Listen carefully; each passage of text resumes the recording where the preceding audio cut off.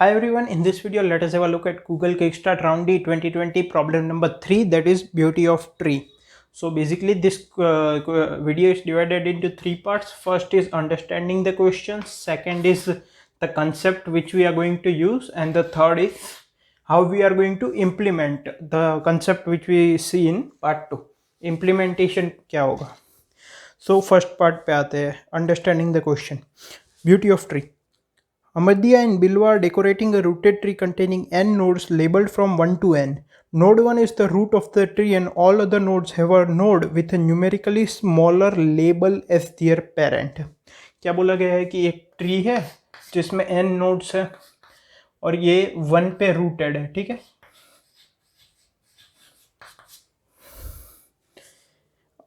फिर बोला गया है कि पेरेंट है वो न्यूमेरिकली स्मॉलर लेबल है, लेकिन उससे कुछ उसका कुछ हमें यूज़ नहीं है. Amadhya and Bilwa decorate the tree as follows. Amadhya picks a node of the tree uniformly at random and paints it. Then she travels up the tree painting every eighth node until she reaches the root. Bilwa picks a node of the tree uniformly at random and paints it. Then she travels up the tree painting every bith node until she reaches the root. The beauty of the tree is equal to the number of nodes painted at least once by either Amadhya or Bilwa. Note that even if they both paint a node, it only counts once. What is the expected beauty of the tree? ठीक है, तो क्या बोला गया है कि एक कोई ट्री है. ठीक है, और जैसे अमदिया की बात करें तो क्या बोला गया है कि मान लो ये ट्री है, तो इसमें से वो कोई भी एक नोड से स्टार्ट करेगी, उसको पेंट कर देगी और फिर ए नंबर ऑफ लेवल्स ऊपर जाएगी. मतलब मान लो ए इक्वल टू 2 है, तो यहाँ से ये फर्स्ट और ये सेकंड, तो यहाँ से यहाँ जाएगी, फिर इसको पेंट करेगी, फिर वापस 2 ऊपर. मान लो ये 3 है, तो ये 1 2 3 पॉसिबल नहीं है, तो कुछ नहीं करना.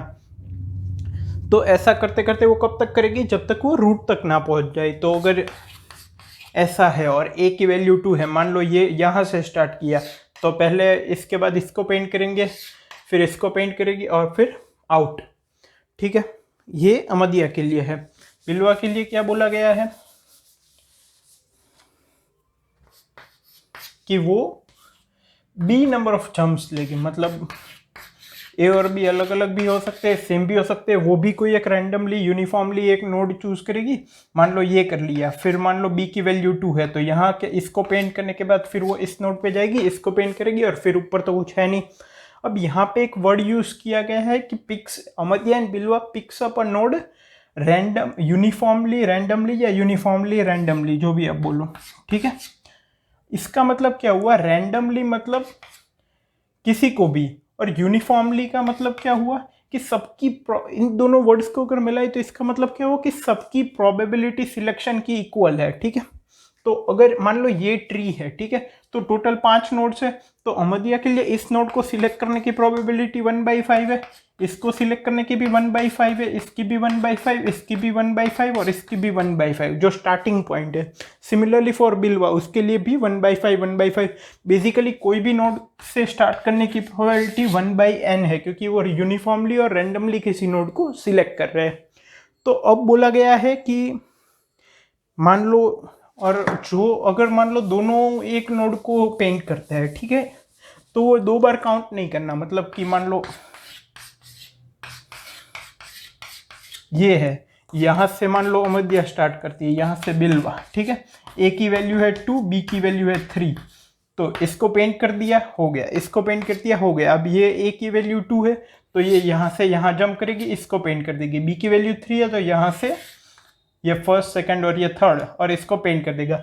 अब हालांकि दोनों ने पेंट किया है, लेकिन ये एक ही बार काउंट होगा. ठीक है, तो यहाँ पे टोटल नंबर ऑफ कितने नोड्स पेंट हुए, 1 2 और 3, तो वो इस ट्री की ब्यूटी हो गई. ठीक है,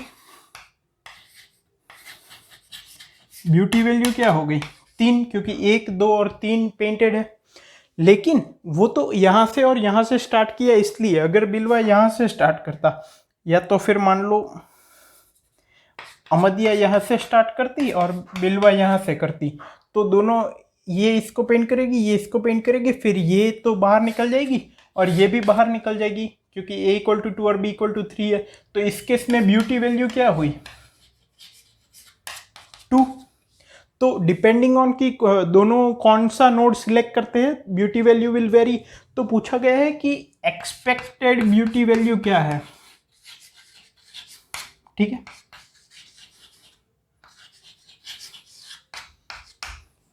अब ये है क्वेश्चन। अब एक्सपेक्टेड ब्यूटी का मतलब भी समझते हैं पहले। तो मान लो कोई एक इवेंट है जिसमें हम कहते हैं ना कि मान लो एक इवेंट है उसमें 2 आउटपुट होने की वैल्यू प्रोबेबिलिटी 0.2 है, 3 आउटपुट होने की 0.3 है और 5 आउटपुट होने की वैल्यू प्रोबेबिलिटी 0.5 है। तो इसकी एक्सपेक्टेड आउटपुट वैल्यू क्या होगी? तो हम क्या करते हैं, समेशन pi इंटू xi, ये प्रोबेबिलिटी हो गया, ये xi हो गया, ये क्या हो जाएगा 0.2 इंटू 2 मतलब कि 0.4 प्लस 0.9 प्लस 2.5, ये क्या हो जाएगा 1.3 प्लस 2.5 3.8 एक्सपेक्टेड वैल्यू होगी, ठीक है। तो इस तरह से पूछा गया है कि इस ट्री की एक्सपेक्टेड वैल्यू क्या होगी, ठीक है। अब ये फर्स्ट पार्ट हो गया, अब सेकेंड पार्ट से स्टार्ट करते हैं।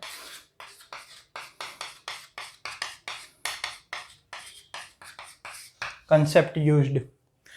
अब पहले तो ये समझना है कि ट्री में ब्यूटी वैल्यू की एक्सपेक्टेड वैल्यू जो होगी, ठीक है, उसको कैसे निकालेंगे। तो पहले तो मान लो कितने टोटल पॉसिबिलिटीज कितनी होगी, n स्क्वायर होगी, क्योंकि जो अमदिया है उसके पास स्टार्टिंग नोड सिलेक्ट करने के लिए n वैल्यूज है, बिलवा के पास भी n वैल्यूज है, तो टोटल पॉसिबिलिटी कितनी होगी, n स्क्वायर हो जाएगी।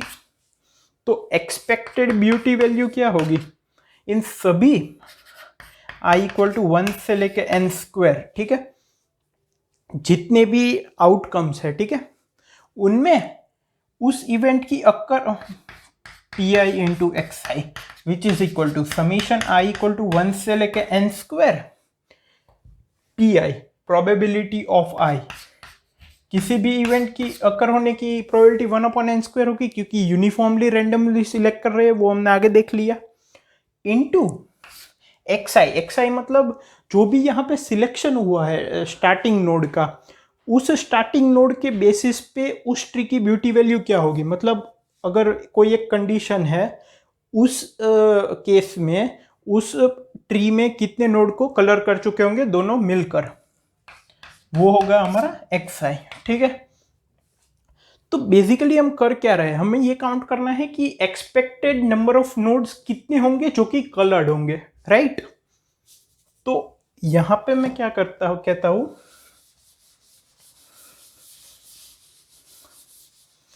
हम क्या करते हैं कि इस फॉर्मूले में हम n स्क्वायर है, ठीक है, तो हर एक n स्क्वायर की को इवेल्युएट करेंगे, फिर उसमें ऊपर ऊपर ट्री में चढ़ते जाएंगे, यहाँ पे जो फॉर्मूला हमने अभी डिराइव की उसकी मदद से, और देखेंगे कि कितने नोड कलर्ड है, ठीक है, फिर उसकी वैल्यू फाइंड करेंगे और फिर उनका समीशन लेंगे। तो सभी के लिए कितना टाइम कॉम्प्लेक्सिटी लगेगा, n स्क्वायर। तो टाइम कॉम्प्लेक्सिटी क्या हो जाएगी, हमारे पास एट मैक्स 5 टेस्ट केसेस के लिए n की वैल्यू इतनी है और रिमेनिंग के लिए n की वैल्यू 100 तक है। अगर हम सिर्फ 5 टेस्ट केस की बात करें तो 5 test case into n square, ठीक है, 25 इंटू 10 की पावर 10, ये क्या हो जाएगा 125 इंटू 10 की पावर 10। तो ये तो टाइम लिमिट एक्सीड हो गया, ये तो नहीं कर सकते, मतलब एक एक केस को इवेल्युएट नहीं कर सकते, ठीक है। तो अब देखते हैं कि क्या कंसेप्ट यूज कर सकते हैं। अब हमें एक्चुअल में ब्यूटी वैल्यू क्या होगी कि कितने नंबर ऑफ नोड्स कलर्ड होंगे। एक्सपेक्टेड ब्यूटी वैल्यू का मतलब क्या कि सभी टेस्ट केस को कंसीडर करो, उसकी प्रोबेबिलिटी और उस केस में कितने नोड्स कलर्ड होंगे और उन सब का समीशन, मतलब नंबर ऑफ नोड्स कलर्ड जो कि एक्स आई अपॉन एन स्क्वायर का समीशन आई इक्वल टू 1 से n स्क्वायर, ठीक है। तो मैं ये कह सकता हूं कि अगर मैं मान लो कोई भी n स्क्वायर केसेस है, ठीक है, उसमें से कोई एक particular node n square cases है, उसमें से कोई एक पर्टिकुलर नोड के कलर होने के कितने केसेस होंगे?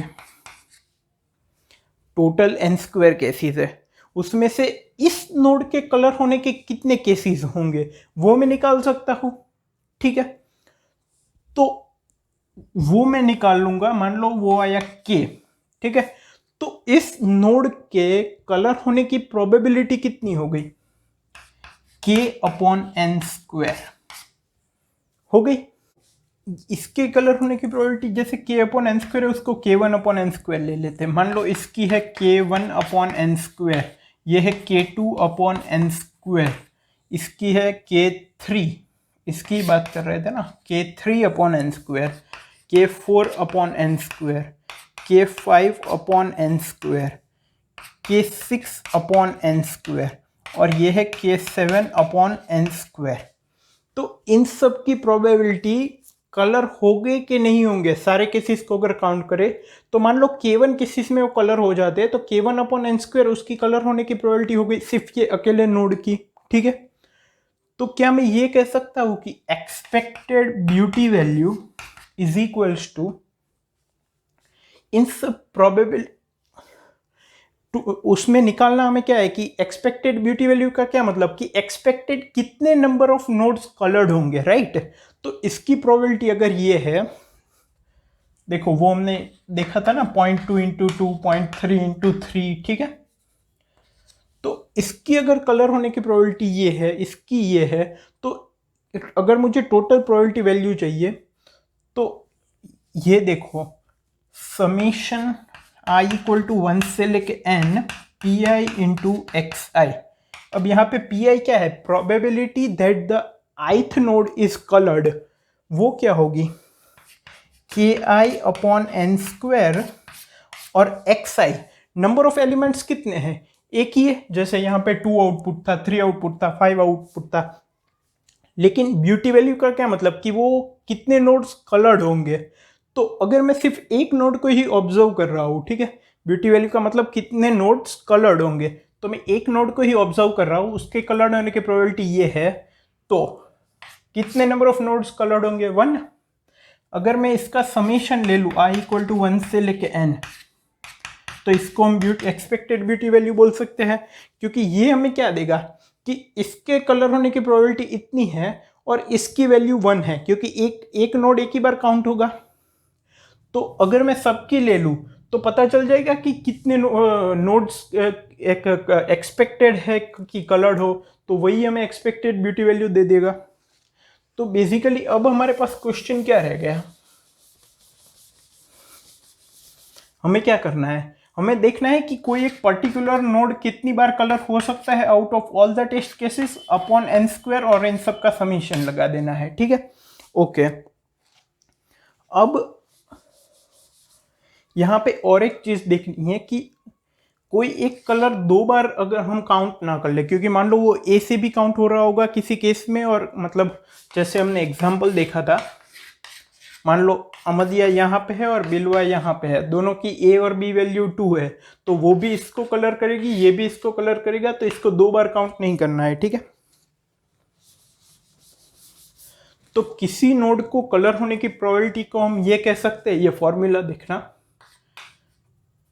probability that ith node is colored is equal to 1 minus probability that ith node is not colored, ठीक है, is equal to 1 minus probability of ith node not colored, मतलब probability that Ahmadiyya has not colored the ith node into probability that Bilwa has also not colored the ith node।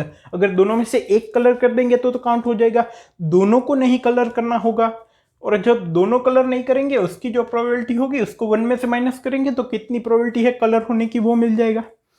अब ये दोनों independent event होंगे, क्योंकि ये कहाँ से start करता है इससे इसको लेना देना नहीं है, ये किसको कलर करती है। ठीक है, तो इसको हम क्या कर सकते हैं? 1 माइनस, अब मैं इसको पी ए लिख रहा हूँ, ठीक है, probability that Amadea will not colour is equal to 1 minus probability that Amadea will color the ith node, probability that Bilwa will not color, तो 1 minus probability that Bilwa will color the ith node, ये formula हमारे पास आ गया। इसको क्या कह सकते हैं, 1 minus इसके पास कितने चॉइसेस है सिलेक्ट करने के लिए नोड्स को, स्टार्टिंग नोड को n, उसमें से अब हमें काउंट करना है कि कितने नोड पे ith नोड कलर होगा। अब अगर मान लो ये ith नोड है और यहीं से स्टार्ट किया तो ये कलर होगा ही होगा, लेकिन अगर a की वैल्यू 2 है और अमदिया यहां से स्टार्ट करती है तो भी ये कलर होगा, क्योंकि यहां से जाने के बाद ये इसको करेगी कलर, तो वो हमें कैलकुलेट करना है। ठीक है, तो मान लो उसको हम दे देते हैं m1 इंटू 1 माइनस या तो p1। ठीक है, अभी कोड जो मैंने दिया है उसमें p1 p2 p3 यूज किया है, तो वो आप थोड़ा समझ जाना। माइनस इसको मैं m2 बोलता हूं। m2 का क्या मतलब है कि जो टोटल n पॉसिबिलिटीज है बिलवा के पास, उसमें से कितने ऐसे केसेस होंगे जिसमें कि वो ith नोड को कलर कर पाएगी। तो ये हो गई हमारी फॉर्मूला।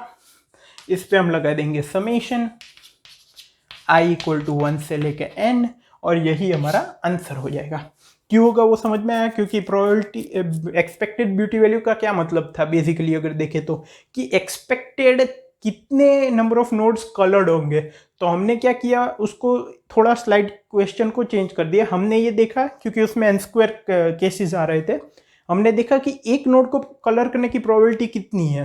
ठीक है, फिर ऐसे सब नोड का निकाल लेंगे, फिर उसके कलर होने की जो प्रोबेबिलिटी होगी इनटू उसकी एक्सपेक्टेड वैल्यू आउटकम, तो वो तो एक नोड एक ही बार काउंट होगा, फिर उसका समेशन ले लेंगे सभी के प्रोबेबिलिटीज का। ठीक है, और probability that ith node is coloured, उसके लिए ये फॉर्मूला है। अब m1 और m2 कैलकुलेट करने रह गई है। ठीक है, अब हम आ जाते हैं थर्ड पार्ट पे, दैट इज इम्प्लीमेंटेशन। उसमें ही m1 m2 देख लेंगे।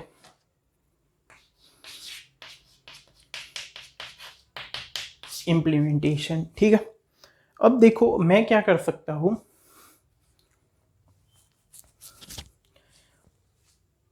मान लो ये हमें जो क्वेश्चन दिया गया है उसको ही ले लेते, एक काम करते हैं 1 2 3, ये 1 है, ये 2 है, 3 4 7 5 6 8, 4 7 5 6 और 8। अब मैं क्या करूंगा कि हमें m1 और m2 चाहिए। ठीक है, तो m1 कैलकुलेट करते हैं। ठीक है, m1 कैसे कैलकुलेट करेंगे, मैं यहाँ पे DFS लगाऊंगा, डेप्थ फर्स्ट सर्च। फिर जैसे ही वो नीचे जाएंगे, ठीक है, एक हम पहले तो पाथ एरे लेंगे जिसमें कि हम करंट पाथ स्टोर करेंगे। तो सपोज अगर हम 8 पे है तो पाथ की वैल्यू क्या होगी, 1 3 4 और 8। ठीक है, तो अब यहां से DFS स्टार्ट करेंगे। सबसे पहले तो DFS फ्रॉम 1। ठीक है, फिर मान लो ith नोड पे हम आए तो DFS in sub tree of i। ठीक है, i के सब ट्री में 3 पे आए तो उसके नीचे DFS पूरा लगा लेंगे। फिर जब हम रिवर्ट बैक कर रहे होंगे तब हम क्या करेंगे, ये मैं अमथिया जो भी नाम है उसके लिए कैलकुलेट कर रहा हूँ। ठीक है, बिलवा के लिए अलग से करेंगे, जिसकी डिस्टेंस वैल्यू a है। यहाँ पे a की वैल्यू क्या दी गई है, 2, और b की वैल्यू है 3। ठीक है, फिर हम जब यहाँ पे आएंगे, ठीक है, और रिवर्ट बैक करेंगे तो यहाँ पे आए तो यहाँ इस नोड को विजिट करने के कितने केस होंगे, एक ही होगा अगर वो यहाँ से स्टार्ट करे। ठीक है, फिर जब सब ट्री में DFS लग गया और जब वापस ऊपर जा रहा है, मतलब यहां से वापस ऊपर जा रहे हैं, तब हम देखेंगे कि जो करंट इंडेक्स है, ठीक है, मान लो मैं P कहता हूं जो कि लास्ट इंडेक्स है पाथ एरे का, ये 0 1 2 और 3 4 एलिमेंट होंगे अभी पाथ में, 1 3 4 5, तो लास्ट इंडेक्स क्या होगा 3। अगर P minus A greater than 0 है इसका मतलब क्या कि इसके ऊपर अगर ए डिस्टेंस पे एलिमेंट है, जैसे कि 3 के ऊपर ए डिस्टेंस पे एलिमेंट नहीं है, इसके ये 1 डिस्टेंस पे 2 डिस्टेंस पे कुछ नहीं है, अगर ये ग्रेटर देन इक्वल टू 0 हुआ मतलब पाथ में ऐसा एक एलिमेंट होगा जो कि ए डिस्टेंस पे ऊपर होगा। तो जब भी हम पहले तो एंटर करें तो counting of i plus plus, इसका मतलब क्या कि इसके विजिट होने के जो केसेस है, m की मैं बात कर रहा हूँ इस नोड के लिए, वो c में मान लो मैं स्टोर करता हूँ, तो काउंटिंग ऑफ 5 प्लस प्लस, अगर p minus a greater than equal to 0 है तो counting of path array of p minus a is plus is equals to counting of p। ठीक है, p की वैल्यू यहाँ पे 3 होगी क्योंकि 1 3 4 5 अभी पाथ एरे है, उसमें 1 3 4 5 स्टोर होगा। ठीक है, जब हम 5 पे होंगे ना तो, और काउंटिंग ऑफ 5 की वैल्यू क्या है 1। अब p माइनस ए मतलब 3 माइनस 2 मतलब 1, वो ग्रेटर देन इक्वल टू 0 है, मतलब इसके दो डिस्टेंस पे 3 है, सही है, 4 और 3। तो counting of path of p minus a मतलब क्या, 3 माइनस 2 मतलब 1, और पाथ एरे में 1 मतलब पाथ ऑफ 1 मतलब क्या 3, counting of 3 plus is equals to counting of p की वैल्यू क्या है 3, इसको i, तो i क्या है 5। ये बात भी सही है क्योंकि 5 जितनी बार विजिट होगा वो उतनी ही बार 3 में ऐड होगा। सिमिलरली हम 6 पे आएंगे, फिर इस पे अप्लाई करेंगे, फिर यहाँ पे आएंगे, फिर इस पे अप्लाई करेंगे, तो ये भी 1 हो जाएगा, ये भी 1 हो जाएगा, इसकी वैल्यू हो जाएगी 3। अब हम 4 पे आएंगे तो 4 की काउंटिंग प्लस प्लस मतलब 1, इसके दो डिस्टेंस पे क्या है 1, तो इसकी भी वैल्यू क्या हो जाएगी 1, फिर 7 की वैल्यू क्या होगी 1, फिर उसके दो डिस्टेंस पे 1 है तो उसकी वैल्यू क्या हो जाएगी 2, और 2 की वैल्यू 1 होगी, उसके दो डिस्टेंस पे कुछ है नहीं, तो ये अमथ्या का हो गया। सिमिलरली हम बिल्वा का कैलकुलेट करेंगे। अब मान लो थर्ड नोड की बात हो रही है, ठीक है, तो 1 माइनस 3 विजिट होगा, इसकी क्या प्रोबेबिलिटी है 3 अपॉन, क्योंकि वो 4 होगा, ठीक है, सॉरी क्यों, क्योंकि वो अगर 3 से ही हम स्टार्ट करें तो एक काउंट होगा ही होगा। सिमिलरली अगर 1 भी 3 होगा क्योंकि वो अगर 1 से ही हम स्टार्ट करें, ठीक है, तो 4 अपॉन, ये अगर कैलकुलेशन में कुछ मिस्टेक हो देख लेना आप, जब कोड लगाओगे तो मिस्टेक नहीं होगी, आई थिंक तो नहीं हुई है। 1/4 अपॉन, क्योंकि अमथ्या के पास कितने नोड लेने के चांसेस थे 8, उसमें से ये या तो फिर 3, इनमें से कोई भी सिलेक्ट करती तो 3 कलर होता, वरना नहीं होता, राइट। सिमिलरली 1 माइनस m2 कुछ होगा अपॉन 8 आ जाएगा, ये हो गया नोड 3 के लिए। ऐसा हम समेशन लगाएंगे, क्यों लगाएंगे वो मैंने बता दिया कि एक्सपेक्टेड ब्यूटी वैल्यू इस तरह से भी लगा सकते हैं, तो इस तरह से हमारा आंसर आ जाएगा। एक डीएफएस में हम पहले बॉटम तक जाएंगे, जैसे ही हम एक नोड में एंटर हुए सबसे पहले तो counting of i plus plus कर देंगे, क्यों, क्योंकि अगर वही एंड नोड हुआ तो, ठीक है, फिर उसके सब ट्री में जाएंगे, फिर क्या करेंगे जब हम उसके सब ट्री में डीएफएस लगा रहे हैं, ठीक है, जैसे मान लो 4 पे है हम, तो 4 की counting of i plus plus की, फिर 4 के सब ट्री में डीएफएस लगाया। अब हम देखेंगे कि जब वापस ऊपर जाना है तो देखेंगे कि 4 से a डिस्टेंस पे कोई है, हाँ 1 है, तो उसकी वैल्यू में भी काउंटिंग ऑफ 4 को ऐड करना पड़ेगा, क्योंकि 4 जितनी बार विजिट हो पाएगा उतनी बार ये भी होगा ही होगा, क्योंकि ऊपर चढ़ना है, ठीक है। तो एक डीएफएस में इस तरह से हम कर सकते हैं।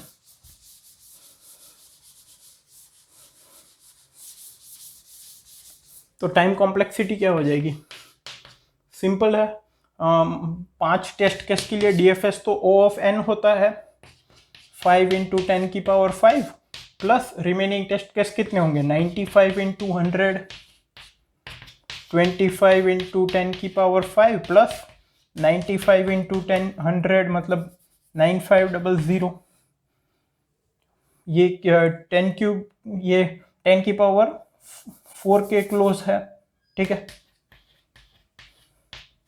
इसको 10⁵ भी अगर ले ले तो भी 26 इंटू 10⁵ होगा, इजीली हो जाएगा गिवन टाइम लिमिट में। आई होप आपको समझ में आ गया है, और जो कोड है वो मैंने कमेंट में प्रोवाइड किया है। Thank you.